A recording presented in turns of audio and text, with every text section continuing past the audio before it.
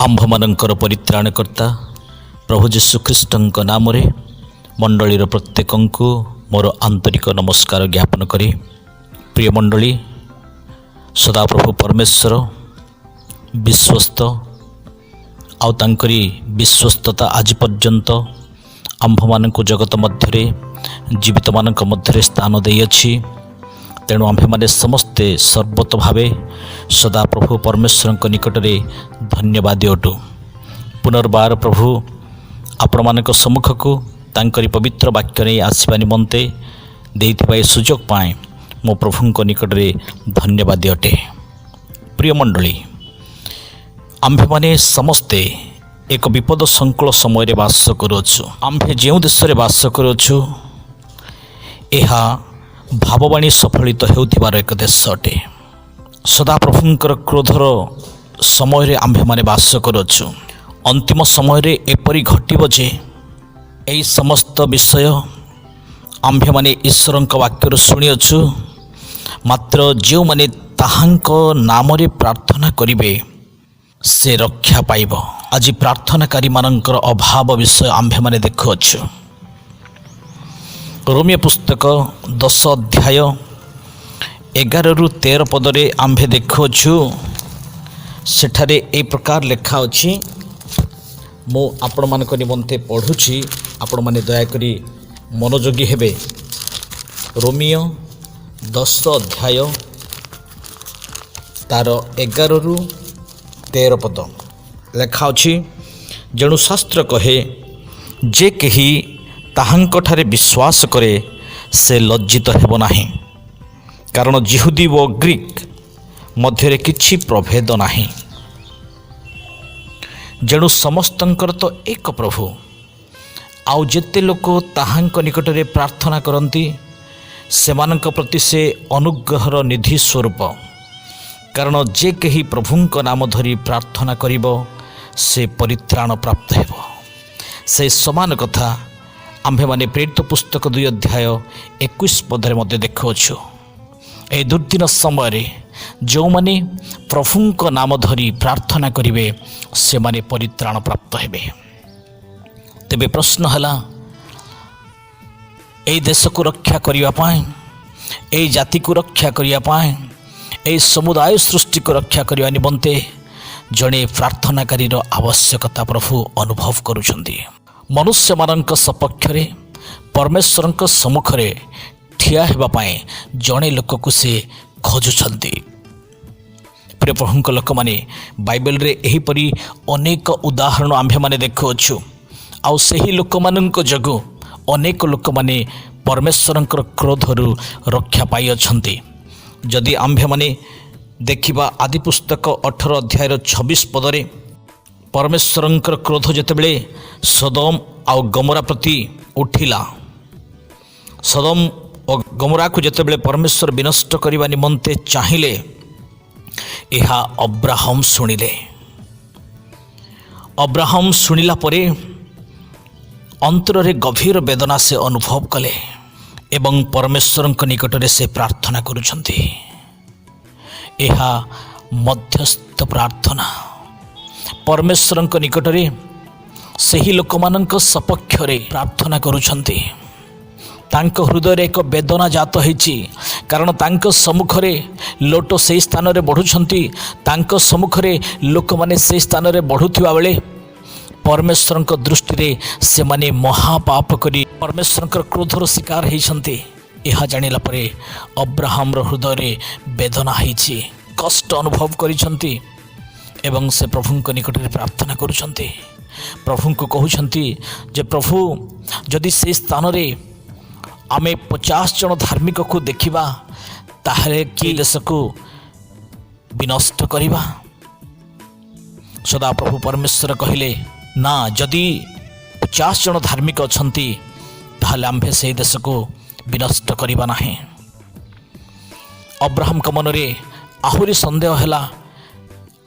परमेश्वर को सिना से कहीदेले 50 जन थाई पारंती बोली, किंतु तांको अनुभव रु कहिले जे हुए तो 50 जन न थाई पारंती, 40 जन जदि थिबे ताहले से देश को रक्षा करा जाई परिबो।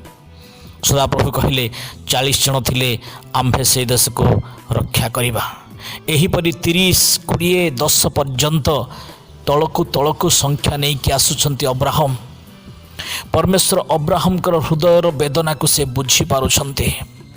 ଯଦି 10 ଜଣ ଥିଲେ ମଧ୍ୟ ଆମ୍ଭେ ସେହି ଦେଶକୁ ସେହି ସ୍ଥାନକୁ ବିନାଶ କରିବା ନାହିଁ।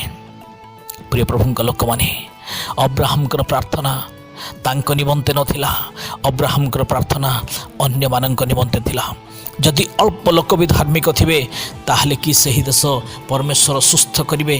ସେହି ଦେଶକୁ ପରମେଶ୍ୱର ବିନାଶରୁ ରକ୍ଷା କରିବେ? ପରମେଶ୍ୱରଙ୍କର କ୍ରୋଧରୁ ରକ୍ଷାପ୍ରାପ୍ତ ହୋଇପାରିବ? ହଁ ପ୍ରିୟ ପ୍ରଭୁଙ୍କ ଲୋକମାନେ, ଜଣେ ଲୋକଙ୍କୁ ସଦାପ୍ରଭୁ ପରମେଶ୍ୱର ଖୋଜୁଛନ୍ତି। ଜିହିଜିକେଲ ପୁସ୍ତକ 22 ଅଧ୍ୟାୟର 30 ପଦରେ ଆମେ ଦେଖୁଛୁ ବହୁତ ସୁନ୍ଦର କଥା ସେଠାରେ ଲେଖା ଅଛି। ଲେଖାଯାଏ, ପୁଣି ଆମ୍ଭେ ଯେପରି ଦେଶ ବିନଷ୍ଟ ନ କରୁ ସେଥିପାଇଁ ଯେ ପ୍ରାଚୀର ଦୃଢ଼ କରିପାରିବ ଓ ଫାଟ ସ୍ଥାନରେ ଆମ୍ଭ ସମ୍ମୁଖରେ ଦେଶର ସପକ୍ଷରେ ଠିଆ ହେବ, ଏପରି ଏକ ପୁରୁଷ ଆମ୍ଭେ ଅନ୍ୱେଷଣ କଲୁ, ମାତ୍ର ଜଣେ ସୁଦ୍ଧା ପାଇଲୁ ନାହିଁ। ଜଣେ ଲୋକ, ଜଣେ ପୁରୁଷକୁ ପରମେଶ୍ୱର ଆବଶ୍ୟକ କରୁଛନ୍ତି, ଯେ କି ସମ୍ପୂର୍ଣ୍ଣ ଦେଶକୁ ରକ୍ଷା କରିପାରିବ। ଦ୍ୱିତୀୟ ଉଦାହରଣ ଆପଣମାନଙ୍କୁ ଦେବି। ଏଲିୟ ଜଣେ ବ୍ୟକ୍ତି ପରମେଶ୍ୱରଙ୍କ ନିକଟରେ ପ୍ରାର୍ଥନା କରୁଛନ୍ତି। 3.5 ବର୍ଷ ପର୍ଯ୍ୟନ୍ତ ଯେଉଁ ବୃଷ୍ଟି ବନ୍ଦ କରାଯାଇଥିଲା, ଏଲିୟଙ୍କ ପ୍ରାର୍ଥନା ଶୁଣିଲା ପରେ ପୁଣି 3.5 ବର୍ଷ ପର୍ଯ୍ୟନ୍ତ ପରମେଶ୍ୱର ବୃଷ୍ଟି କଲେ। ଜଣେ ବ୍ୟକ୍ତିର ପ୍ରାର୍ଥନା ପରମେଶ୍ୱର ଶୁଣୁଛନ୍ତି। ଦେଶକୁ ସୁସ୍ଥ କରିବା ପାଇଁ, ସମାଜକୁ ସୁସ୍ଥ କରିବା ପାଇଁ, ମଣ୍ଡଳୀକୁ ରକ୍ଷା କରିବା ପାଇଁ ଜଣେ ବ୍ୟକ୍ତିର ପ୍ରାର୍ଥନା, ଜଣେ ବ୍ୟକ୍ତିର ମଧ୍ୟସ୍ଥି ପ୍ରାର୍ଥନା, ବୋଝଗ୍ରସ୍ତ ପ୍ରାର୍ଥନା, ସେହି ଦେଶ, ସେହି ମଣ୍ଡଳୀ, ସେହି ପରିବାର ରକ୍ଷାପ୍ରାପ୍ତ ହୋଇଯାଇପାରେ। ପ୍ରିୟ ପ୍ରଭୁଙ୍କ ଲୋକମାନେ, ଯଦି ଆପଣ ଏଷ୍ଟର ପୁସ୍ତକ 7 ଅଧ୍ୟାୟ ପଢ଼ିବେ, ଏଷ୍ଟର ଜିହୁଦୀମାନଙ୍କ ସପକ୍ଷରେ ରାଜାଙ୍କ ନିକଟକୁ ଯାଉଛନ୍ତି। ଏଷ୍ଟର ଜାଣିଛନ୍ତି ସେ ନିମନ୍ତ୍ରିତ ନୁହନ୍ତି। ଏଷ୍ଟର ଜାଣିଛନ୍ତି ସେ ରାଜାଙ୍କ ସମ୍ମୁଖକୁ ଯିବାକୁ ଅଯୋଗ୍ୟ। ଏଷ୍ଟର ଜାଣିଛନ୍ତି ଯଦି ରାଜାଙ୍କ ସମ୍ମୁଖକୁ ସେ ଅସମୟରେ ଯାଆନ୍ତି ତାହେଲେ ତାଙ୍କର ପ୍ରାଣ ମଧ୍ୟ ଚାଲିଯାଇପାରେ। କିନ୍ତୁ ନିଜ ଲୋକମାନଙ୍କୁ ବଞ୍ଚାଇବା ନିମନ୍ତେ, ନିଜ ଲୋକମାନଙ୍କୁ ରକ୍ଷା କରିବା ନିମନ୍ତେ ଏଷ୍ଟର ନିଜ ପ୍ରାଣକୁ ତ୍ୟାଗ କରୁଛନ୍ତି, ନିଜର ନିଜତ୍ୱକୁ ସେ ବଳିଦାନ କରୁଛନ୍ତି ଏବଂ ରାଜାଙ୍କ ସମ୍ମୁଖକୁ ଯାଉଛନ୍ତି ଏବଂ ଜିହୁଦୀମାନଙ୍କୁ, ସମଗ୍ର ଇସ୍ରାଏଲ ଲୋକମାନଙ୍କୁ ସେ ରାଜାଙ୍କ କ୍ରୋଧରୁ ସବୁଦିନ ନିମନ୍ତେ ସେ ଆଜାଦ କରୁଛନ୍ତି, ସୁରକ୍ଷା ଦେଉଛନ୍ତି, ମୁକ୍ତ କରୁଛନ୍ତି। ପ୍ରିୟ ପ୍ରଭୁଙ୍କ ଲୋକମାନେ, ଯଦି ଆମେ ମୋସାଙ୍କ ବିଷୟରେ ଆମେ ଦେଖୁଛୁ, ମୋସା ପ୍ରଭୁଙ୍କ ନିକଟରେ ପ୍ରାର୍ଥନା କରୁଛନ୍ତି। ଏହି ପ୍ରାର୍ଥନାକୁ ଗୋଟିଏ ମହାନ ପ୍ରାର୍ଥନା ବୋଲି କୁହାଯାଏ। ସେମାନେ ସୁଫ ସାଗର ପାରି ହେଲେ ସତ, କିନ୍ତୁ ପାରି ହେବାଠାରୁ କିଣାନରେ ପ୍ରବେଶ କରିବା ପର୍ଯ୍ୟନ୍ତ ବାରମ୍ବାର ସେମାନେ ଈଶ୍ୱରଙ୍କର କ୍ରୋଧକୁ ସେମାନେ ବହୁଗୁଣିତ କରୁଥିଲେ। ବାରମ୍ବାର ସେମାନେ ପାପ କରୁଥିଲେ। ବାରମ୍ବାର ସେମାନେ ପରମେଶ୍ୱରଙ୍କ ଦୃଷ୍ଟିରେ ଅନ୍ୟ ଦେବମାନଙ୍କୁ ସେବା କରିବାର ବିଷୟ ଆମେ ଦେଖୁଅଛୁ।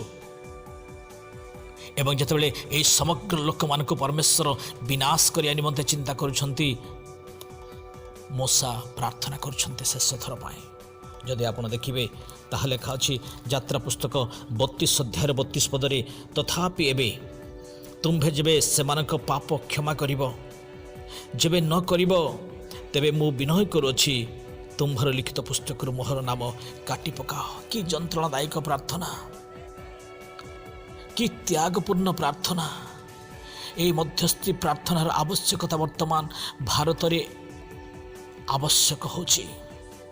ଏହି ମଧ୍ୟସ୍ଥି ପ୍ରାର୍ଥନା ଆଜି ଭାରତକୁ ରକ୍ଷା କରିବ। ଏହି ମଧ୍ୟସ୍ଥି ପ୍ରାର୍ଥନା ଆପଣଙ୍କ ମଣ୍ଡଳୀକୁ ରକ୍ଷା କରିବ। ଆପଣ ଯେଉଁ ସ୍ଥାନରେ ବାସ କରୁଛନ୍ତି, ଯେଉଁ ଜିଲ୍ଲାରେ, ଯେଉଁ ଦେଶରେ, ଯେଉଁ ରାଜ୍ୟରେ ବାସ କରୁଛନ୍ତି, ସେହି ଦେଶ, ରାଜ୍ୟ, ଜିଲ୍ଲାକୁ ରକ୍ଷା କରିପାରିବ। ପ୍ରିୟ ପ୍ରଭୁଙ୍କ ଲୋକମାନେ, ଯଦି ତୁମେ ସେମାନଙ୍କୁ ରକ୍ଷା ନ କରିବ, ଯଦି ତୁମେ ସେମାନଙ୍କର ପାପ କ୍ଷମା ନ କରିବ, ତାହେଲେ ମୋର ନାମ ମଧ୍ୟ ତୁମେ କାଟି ପକାଅ, ମୋତେ ମଧ୍ୟ ସେମାନଙ୍କର ତାଲିକାଭୁକ୍ତ କରିଦିଅ। କି ବିଡ଼ମ୍ବନା, କି ଆଶ୍ଚର୍ଯ୍ୟ ପ୍ରାର୍ଥନା। ଅନ୍ୟମାନଙ୍କର ଉପକାର ନିମନ୍ତେ, ଅନ୍ୟମାନଙ୍କୁ ଖୁସି ଦେଖିବା ନିମନ୍ତେ ଅନ୍ୟମାନଙ୍କୁ ପରମେଶ୍ୱରଙ୍କର କ୍ରୋଧରୁ ରକ୍ଷା କରିବା ନିମନ୍ତେ ଏହା ଏକ ତ୍ୟାଗଯୁକ୍ତ ପ୍ରାର୍ଥନା। ଏହି ପ୍ରାର୍ଥନାରେ ଜୀବନକୁ ତ୍ୟାଗ କରିବାର ବିଷୟ ଅଛି। ଆମେ ଦେଖୁଛୁ ମୋଶା ସେ ସାଧାରଣ ରାଜାଙ୍କ ସମ୍ମୁଖରେ ପ୍ରାର୍ଥନା କରୁନାହାନ୍ତି। ମୋଶା ସାଧାରଣ ଲୋକଙ୍କ ପ୍ରଶାସକ ନିକଟରେ ପ୍ରାର୍ଥନା କରୁନାହାନ୍ତି। ସେ ସଦାପ୍ରଭୁଙ୍କ ନିକଟରେ ପ୍ରାର୍ଥନା କରୁଛନ୍ତି, ଯେ କି ପ୍ରତ୍ୟେକ ଶବ୍ଦକୁ ନେଇକି ସେ ବିଚାର କରନ୍ତି। ଆମ୍ଭମାନଙ୍କ ମୁଖର ପ୍ରତ୍ୟେକ ଶବ୍ଦ ଦିନେ ବିଚାରିତ ହେବ। ଆଉ ମୋଶାଙ୍କର ସେହି ଶବ୍ଦକୁ ପରମେଶ୍ୱର ସମ୍ମାନ ଦେଲେ। ପ୍ରିୟ ପ୍ରଭୁଙ୍କ ଲୋକମାନେ, ଆଶ୍ଚର୍ଯ୍ୟ ଲାଗେ ବେଳେବେଳେ ଏ ସମସ୍ତ କଥା ଶୁଣିଲା ବେଳେ। ଏହା କୌଣସି କାହାଣୀ ନୁହେଁ ପ୍ରିୟ ପ୍ରଭୁଙ୍କ ଲୋକମାନେ, ଏହା ଏକ ନିରାଟ ସତ୍ୟ ଘଟଣା। ଅବ୍ରାହମ ପ୍ରାର୍ଥନା କରିଛନ୍ତି, ଏଲିଓ ପ୍ରାର୍ଥନା କରିଛନ୍ତି, ଏଷ୍ଟର ପ୍ରାର୍ଥନା କରିଛନ୍ତି, ମୋଶା ପ୍ରାର୍ଥନା କରିଛନ୍ତି, ଏହିପରି ଅନେକ ଲୋକ ପ୍ରାର୍ଥନା କରିଛନ୍ତି।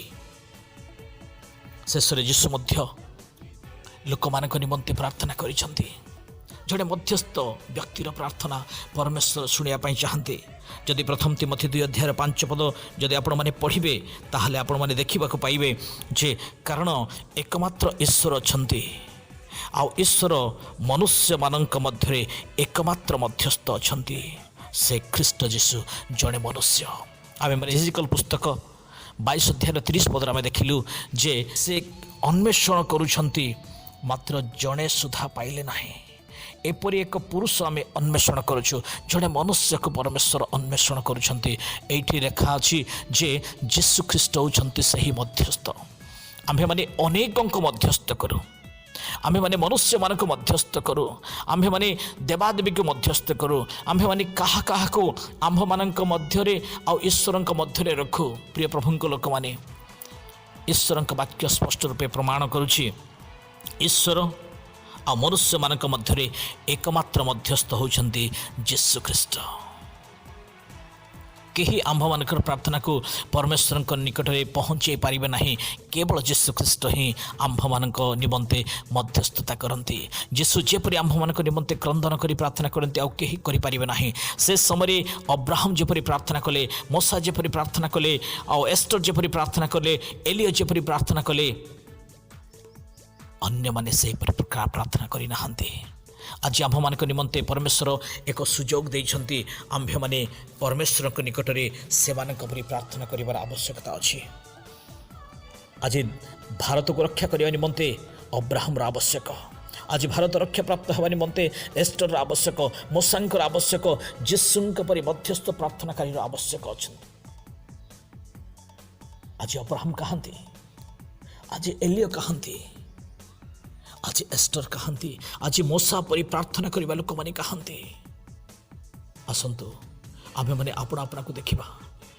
ଆମର ଯୀଶୁଙ୍କ ନାମରେ ବିଶ୍ୱାସ କରୁଥିବା ଲୋକମାନେ ଆମମାନଙ୍କର ପ୍ରାର୍ଥନା କି ପ୍ରକାର ଅଛି। ଆସୁ ଆମ୍ଭେମାନେ ମଧ୍ୟ ସେହି ଦିନର ବିଷୟବସ୍ତୁକୁ ଆମେ ସ୍ମରଣ କରିବା। ପରମେଶ୍ୱରଙ୍କର କ୍ରୋଧ ଯେତେବେଳେ ଲୋକମାନଙ୍କ ଉପରେ ପ୍ରବର୍ତ୍ତୁଥିଲା, ସେତେବେଳେ ପରମେଶ୍ୱରଙ୍କ ଲୋକମାନେ ଆପଣାକୁ ତ୍ୟାଗ କରି କି ପ୍ରକାର ସେମାନେ ପ୍ରାର୍ଥନା କରୁଥିଲେ। ଆସନ୍ତୁ ଆଜିଠାରୁ ଆମେମାନେ ମଧ୍ୟସ୍ଥ ପ୍ରାର୍ଥନା ଆରମ୍ଭ କରିବା। ଆମ୍ଭ ଦେଶକୁ ଆମେ ସୁସ୍ଥ କରିବା। ପ୍ରଭୁ ଏହି ଅଳ୍ପ ଚିନ୍ତାରେ ଆମ ପ୍ରତ୍ୟେକଙ୍କୁ ଆଶୀର୍ବାଦ କରନ୍ତୁ। ପ୍ରାର୍ଥନା କରିବା। ପ୍ରିୟ ପ୍ରଭୁ, ମଣ୍ଡଳୀକୁ, ସହରକୁ, ଜିଲ୍ଲାକୁ, ରାଜ୍ୟକୁ ଏବଂ ଆମ ଦେଶକୁ ତୁମେ ସୁସ୍ଥ କର। ଗୌରବ ତୁମେ ପାଅ। ଯୀଶୁଙ୍କ ନାମରେ ମାଗୁଛୁ ବାପା, ଆମେନ୍।